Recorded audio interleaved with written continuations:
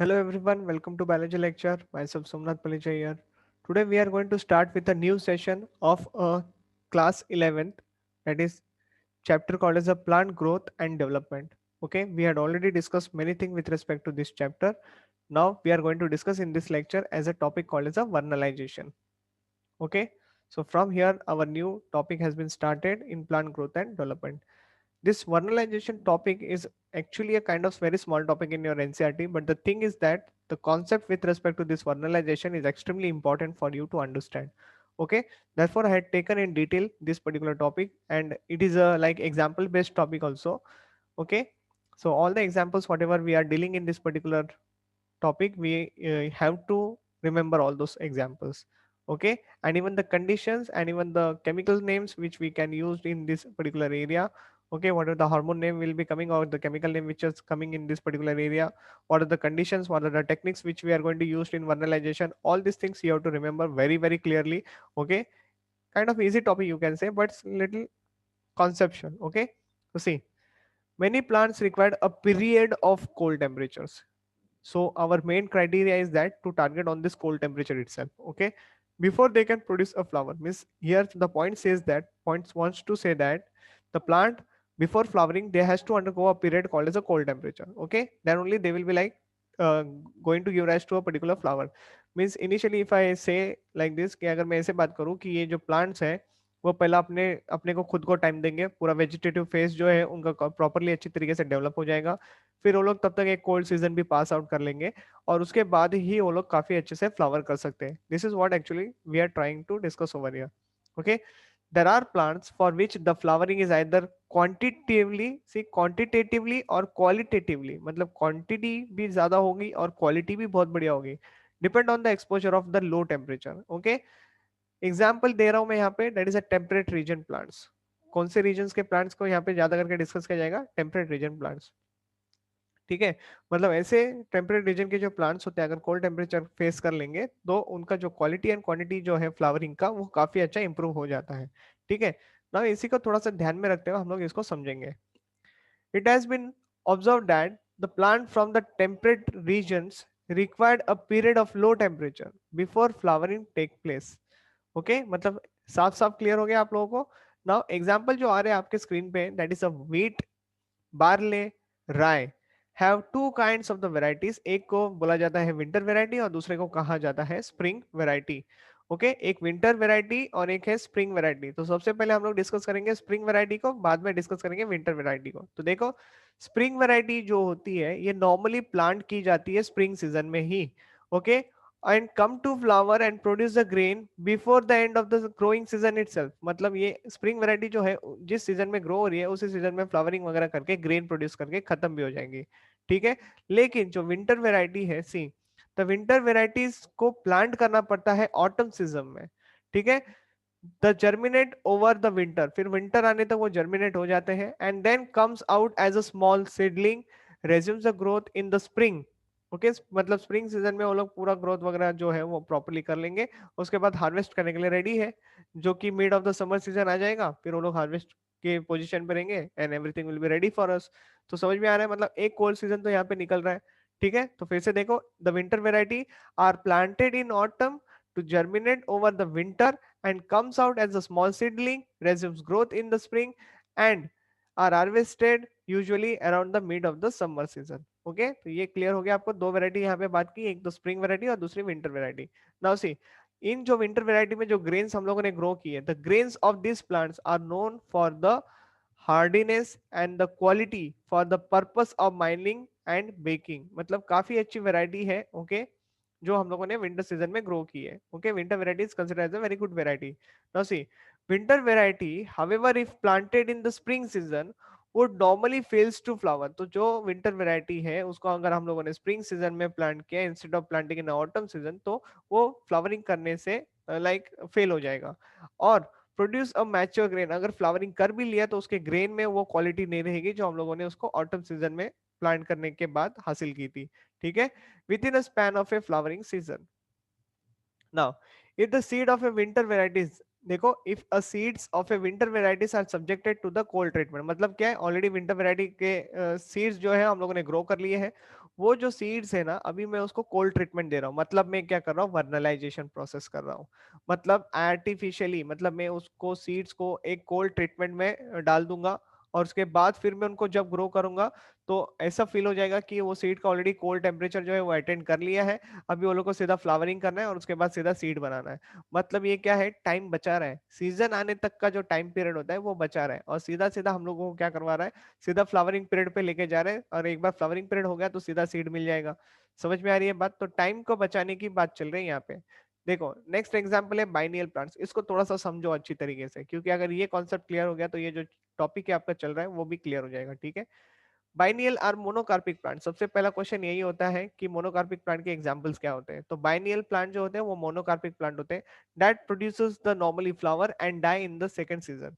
Okay, तो एक ही season में फ्लावरिंग वगैरह करते हैं और फिर सेकंड सीजन आने तक खत्म हो जाते हैं। एग्जाम्पल आ रहे हैं यहाँ पे, फिर से एग्जाम्पल बेस्ड क्वेश्चन बनेंगे, sugar beet, cabbage and the carat. Very very important examples, ध्यान रखना। ओके, नेक्स्ट, पेरिनियल प्लांट्स भी होते हैं जिनमें से like chrysanthemum is a very famous example for this. Okay, इसको सुटेबल एग्जाम्पल माना जा सकता है, ठीक है। तो ये एक पेरिनियल प्लांट का एग्जाम्पल, ध्यान रखना, क्रिसेंथेमम। बढ़ते हैं आगे। It was found by the scientist called as a Lysenko. Okay, एक बंदा है जो कि लेसेंको है, in the year of 1928, a Russian worker that he cold requiring annual and biennial plants can be made to flower in a growing season by providing them low temperature। मतलब इन्होंने काम करके बता दिया, ठीक है। Treatment to the young plants और moisture the seed, मतलब जो सीड्स है उनको before going to the low temperature technique, उनको पहला थोड़ा सा मॉइस्ट करके भी रखा जाता है, ठीक है। He called this effect of chilling, तो उसने इस ट्रीटमेंट को क्या नाम दिया, चिलिंग ट्रीटमेंट नाम दे दिया, और इसी को कहा जाता है एक्चुअल में वर्नलाइजेशन टेक्निक। बात समझ में आई? मतलब मैं सीड्स को है ना कोल्ड एटमॉस्फेयर के साथ एक्सपोज कर रहा हूँ, so that they will be acting like they are already crossed a cold season and now they are time to start flowering and seed producing. ऐसे करके हम लोग को ये टॉपिक समझना है। देखो, अभी आपने कॉन्सेप्ट समझ लिया है, तो अभी इसको है ना बाकी का जो प्रोसीजर है वो आपको इजी हो जाएगा समझने के लिए। देखो, vernalization is therefore a process of shortening of the juvenile और द वेजिटेटिव फेज। ओके, जो टाइम पीरियड उनका वेजिटेटिव फेज ग्रोथ होने के लिए चाहिए होता था, वो टाइम पीरियड हम लोगों ने कम कर दिया। And Hastings the flower by the previous cold treatment. Okay, तो हम लोगों ने कोल्ड ट्रीटमेंट देके फ्लावरिंग का जो सिनेरियो था उसको बढ़ावा दे दिया है। ओके, तो साइट क्या क्या हो सकती है जहाँ पे वर्नलाइजेशन प्रोसीजर की जा सकती है। तो stimulus of the vernalization is perceived only by the meristematic cells, क्योंकि वो कीप ऑन डिवाइडिंग करते रहते रहते, और वो जो है वो एक्टिव एक्टिव रीजन माना जाता है, ठीक है। जैसे कि shoot tip, embryo tip, root apex, developing leaves, etcetera etcetera. So these areas are very good for the vernalization technique to perform. Okay, requirement for the vernalization, तो एक तो चाहिए होता है लो टेम्परेचर, कितना, 0 से 5 डिग्री सेंटीग्रेड। ओके, या तो फिर सीधा 3 से 17 डिग्री का टेम्परेचर भी काम कर जाएगा इन case of the biennial plants. Okay, note, the low temperature treatment should not be immediately followed by the very high temperature। मतलब अगर कोल्ड ट्रीटमेंट दे दिया और सडनली उस पर्टिकुलर सीडलिंग को मैं हाई टेम्परेचर पे एक्सपोज कर रहा हूँ, वो नहीं काम करने वाला है। ओके, वर्नलाइजेशन टेक्निक जो आप लोगों ने लाइक 40 डिग्री पे लेके गए, मतलब सीधा कोल्ड से सीधा very hot condition, that is a 40 degree centigrade temperature, वो वर्नलाइजेशन टेक्निक जो आपने परफॉर्म किया है वो आपके समय का बर्बादी है, ठीक है। मतलब आपको कोई रिजल्ट मिलने वाला नहीं है, वो टेक्निक फेल हो चुकी है। इस प्रोसेस को कहा जाता है डी वर्नलाइजेशन टेक्निक। क्या कहा जाता है? Devernalization technique. Very very important concept as you can see. Okay, तो period of low temperature, second क्या है, पीरियड ऑफ लो टेम्परेचर, ये हमको रखना रहता है एटलीस्ट कुछ घंटों के लिए या तो फिर कुछ दिनों के लिए, वो प्लांट टू प्लांट वेरी कर जाता है, सीड टू सीड वेरी करता है, ठीक है। एक्टिवली डिवाइडिंग सेल्स, ये तो तुमको पता है कि जो मेरिस्टेमेटिक सेल्स वगैरह होते हैं एक्टिवली रीजन्स होते हैं ये। Okay, so vernalization does not occur in the dry seed. Okay, तो seed must be germinated so that they content on active embryos, तो हमको थोड़ा सा सोक करके रखने से ये पॉसिबिलिटी हो जाती है, ठीक है।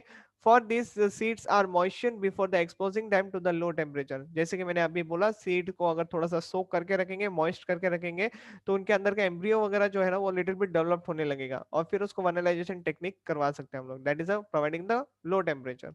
Okay, in whole plants and active meristem it is required. Okay, पूरे प्लांट में हमको एक मेरिस्टेमेटिक एक्टिव रीजन चाहिए ही चाहिए होता है, तब जाके हम लोग परफॉर्म कर सकते हो। वाटर, वाटर की बात करते हैं। Proper protoplasmic hydration is must for perceiving the stimulus of fertilization, इसलिए सोक करना बहुत जरूरी है। Next, aerobic condition. इनिशियली तुमको पता है जब सीड जर्मिनेट वगैरह होते हैं तो उनको एनारोबिक कंडीशन रहती है, लेकिन बाद में वो भी सारी चीजें जो है सून get converted into aerobic respiration, ठीक है।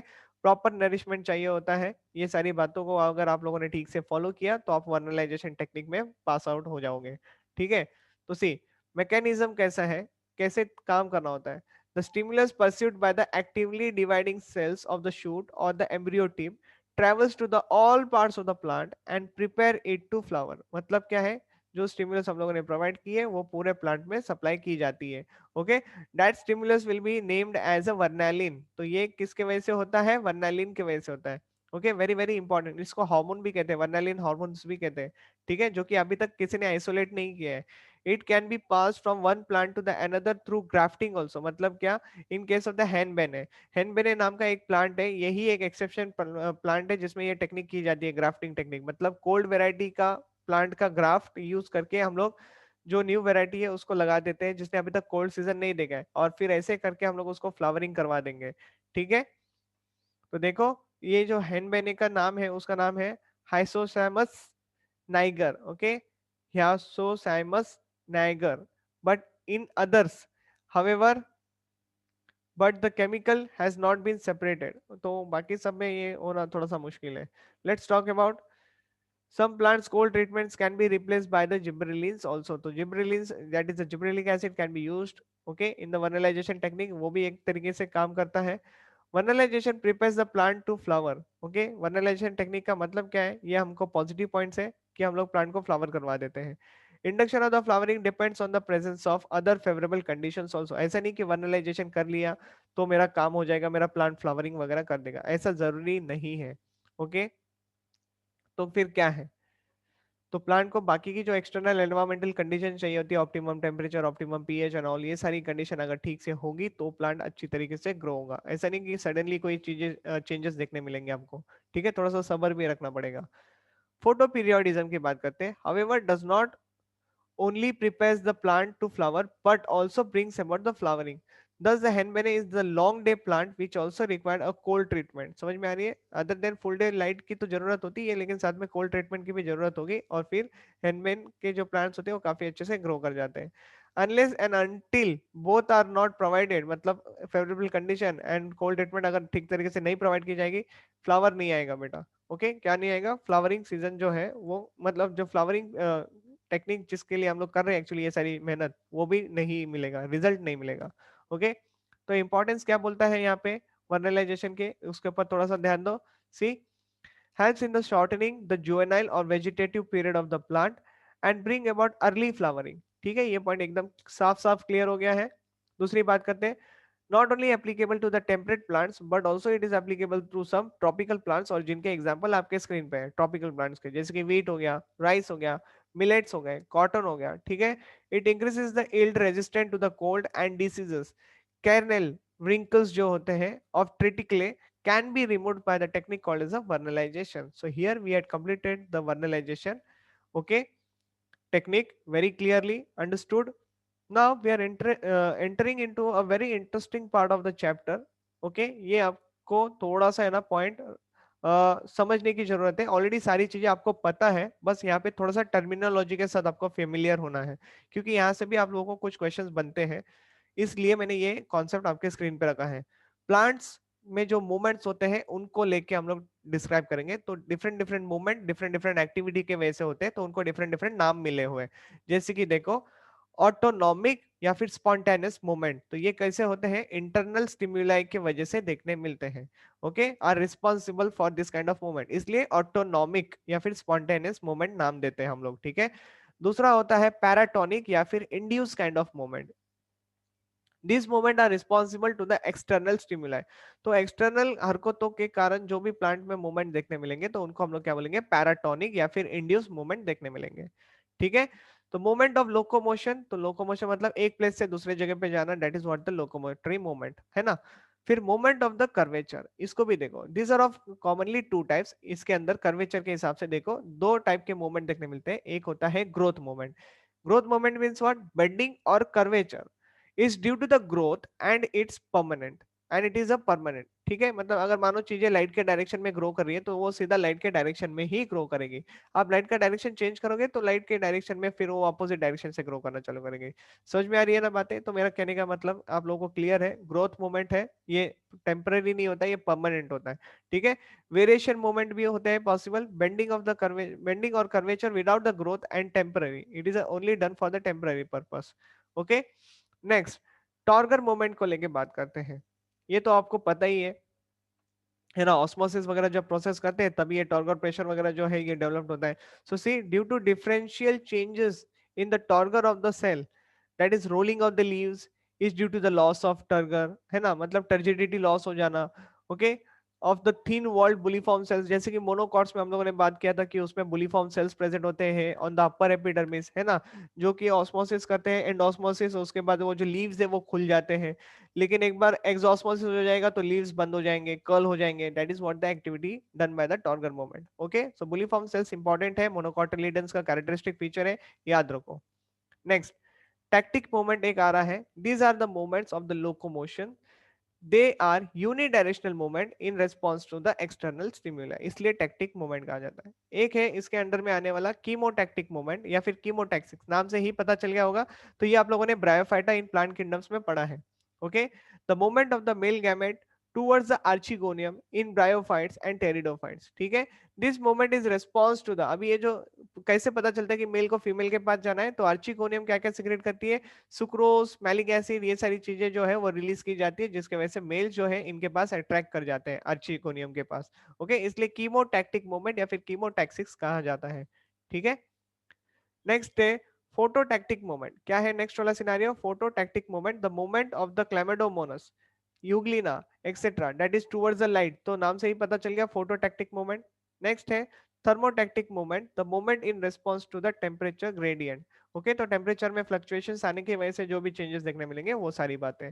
फाइन, नेक्स्ट है tropic movement, these are the growth movement and are permanent and they are in response to the external stimuli, again external stimuli की वजह से permanent जो movement आपको देखने मिलेंगे that is nothing but the growth movement. Okay, these movements are directional and that is it can be towards the stimulus, example positive phototropism in stem away from the stimulus and negatively phototropism in the roots। बात समझ में आ रही है? मतलब light के direction में stem का movement होना और जहां पे लाइट नहीं होती that is a ground level, वहां पे सीधा रूट्स का मूवमेंट होना, है ना। तो रूट जो है वो नेगेटिवली नेगेटिवली फोटोट्रॉपिक है, ओके, एंड पॉजिटिवली जियोट्रॉपिक है, ऐसे बोल सकते हो। फोटोट्रॉपिज्म, ठीक है, अभी इसको समझते हैं। Movement in response to the light, positive in stem and negative in case of the roots, जो अभी मैंने बात किया। जियोट्रॉपिज्म अगेन वही बात है, movement in response to the gravity, roots are positively geotropic and shoots are negatively geotropic. ठीक है, geotropism, okay, movement in response to a gravity, again I think ये पॉइंट रिपीट हो चुका है तो छोड़ो इसको। Hydrotropism, movement in response to the water. Chemotropism, movement in response to the chemical. Thigmotropism, okay, that is a movement with respect to the touch. Okay, यानी आपको touch के नाम से ही पता चल गया होगा कि देयर इज अ प्लांट जिनको टच करने से वहां पे काफी सारी चीजें चेंजेस होती है। इसके अलावा देखो, in creepers the stem bend around a support, है ना, as soon as they comes in contact with it, मतलब आप लोगों ने लाइक कुकुरबिटा के प्लांट देखे रहेंगे जिनके पास एक्स्ट्रा एक्सिलरी टेंड्रिल्स होते हैं, तो वो क्या होता है, वो थिग्मोट्रोपिन ट्रॉपिज्म के एग्जांपल्स माने जाते हैं। समझ में आई बात? जैसे कि क्रीपर वगैरह उनको क्रॉल करना होता है ना, ये बड़े सपोर्ट लेके चढ़ना होता है, तो ठीक है, तो वो जिसका भी टच में कांटेक्ट में आएंगे वो उसके ऊपर कॉइल डाउन कर लेंगे और फिर ग्रो कर जाएंगे। ठीक है, नेक्स्ट जो आ रहा है that is called as a nastic moment, these are the turgor moment, they are non directional, okay, and reversible. Example आ रहा है आपके स्क्रीन पे इसके अंडर में, that is a photonastic moment in response to the intensity of the light. Okay, example आ रहा है noon flower, okay, pentapetis, that is open in a strong light but closes in a dim light। okay, stomata opens in a light and closes in a dark, ये तो आपको regular activity पता ही होगी, इसलिए photonastic moment. Okay, next see, Nictinastic moment, a moment to alternation of a day and night. Okay, example in Albizia leguminous plant, the leaves droop down at night, मतलब ऐसे झुक जाते हैं, ठीक है, जैसे ही रात हो जाती है लीव्स झुक जाते हैं, लाइट आ जाती है, फिर से वो लाइक ब्लूम हो जाते हैं, दैट इज व्हाट द खुल जाते हैं। Okay, activity will be seen. Thermonastic moment due to the variations in the temperature, नाम से ही पता चल गया, example Oxalis Desmodium, the flower okay opens quickly as the temperature rises. Next, seismonastic moment, ये तो आपको पता ही होगा, टच मी नॉट प्लांट इनके एग्जांपल्स आते हैं। The moment in response to the touch, जैसे हाथ लगाया माइमोसा पुडिका, उनके जो लीव्स हैं वो बंद हो जाते हैं, यहाँ पे ऑस्मोसिस वाली प्रोसीजर मदद करती है, ठीक है।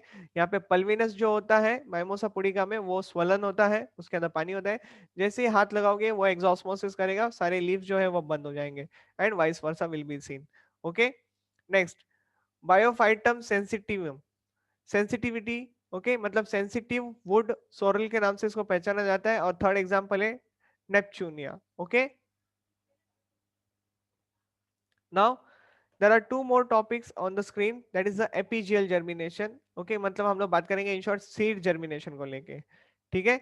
तो seed germination in the dicot, the seeds gets rehydrated and metabolic process will start. सबको पता है इम्बाइबेशन प्रोसेस होता है, पानी एब्जॉर्ब किया जाता है, रीहाइड्रेटेड कंडीशन आएगी, मेटाबॉलिक प्रोसेस जो है वो चालू हो जाएंगे, ठीक है। Store food and translocated to the hypocotyl and radicle and the plumule, तो जो भी फूड जो सीड के अंदर होता है, वो जो सीड जर्मिनेट करने लगता है तभी वो हाइपोकोटाइल को खाना सप्लाई हो जाता है, रेडिकल को सप्लाई हो जाता है, एंड प्लूम्यूल को सप्लाई हो जाता है, ठीक है। मतलब अगर ये मैं बनाऊं यहाँ पे सीड्स ऐसे, ठीक है, डाइकॉट सीड, तो ये मानो ना ऊपर प्लूम्यूल ग्रो कर रहा है, नीचे रेडिकल ग्रो कर रहा है, तो ये होता है हाइपोकोटाइल रीजन। ओके, और ये जो यहाँ का रीजन होता है इसको बोलते हैं एपिकोटाइल रीजन, है ना। तो अभी बात चल रही है जो फूड है जो ट्रांसलोकेट किया जाता है वो प्लूम्यूल में किया जाता है, ओके, और ये नीचे रेडिकल है उसमें किया जाता है, और हाइपोकोटाइल में किया जाता है। नहीं समझे, मैं आपको व्हाइट स्क्रीन पे लेके चलता हूँ so that you will understand very clearly. ध्यान दो अभी इसके ऊपर। मानो अगर मैंने यहाँ पे ये बनाया कॉटिलिडन, ओके, क्या बनाया मैंने यहाँ पे कॉटिलिडन्स बनाया, ठीक है। तो ये होता है ऊपर के डायरेक्शन में ग्रो करने वाला रीजन जिसको हम लोग प्लूम्यूल कहते हैं, और ये नीचे में ग्रो करने वाला रीजन जिसको हम लोग रेडिकल कहते हैं, ठीक है। तो यहाँ पे लेबलिंग कर देते हैं,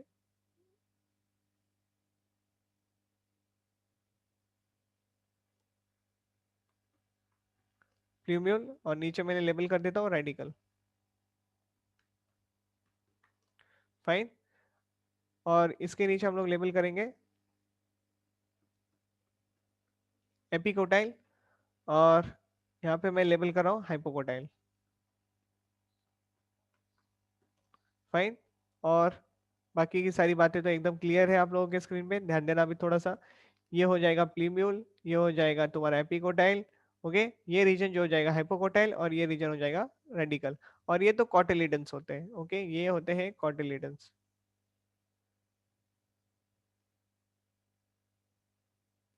फाइन।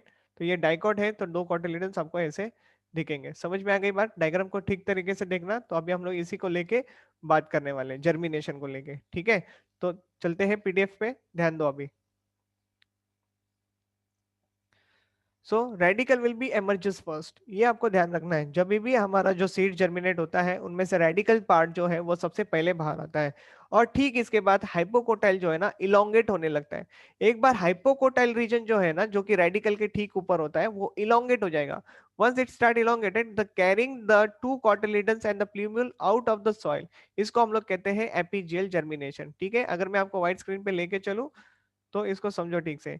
ये जो है ना हाइपोकोटाइल रीजन, अगर मानो ये सॉइल है और यहाँ पे वो डाइकोट सीड है, और ये रेडिकल नीचे इमर्ज हो गया, तो हाइपोकोटाइल है ना इलोंगेट होने लगता है। तो दूसरे केस में आपको क्या दिखेगा कि ये जो कॉटिलिडन से ये ऊपर आ चुके हैं, थोड़ा बहुत हाइपोकोटाइल दिखेगा, और फिर रेडिकल नीचे गया है, ठीक है। तो ये रहा आपका हाइपोकोटाइल, यहाँ पे एच लिख देते हैं, ठीक है, ये हाइपोकोटाइल है, ये आपके कॉटिलिडन्स है, ओके। और फिर ये कॉटिलिडन ऊपर के डायरेक्शन में ग्रो करेंगे एज अ प्लूम्यूल, और पहला फॉइलेज लीव्स अपीयर कर जाएगा, ओके। इसको कहा जाता है हाइपोजेल जर्मिनेशन, ओके। देखते हैं स्क्रीन पे, चलो।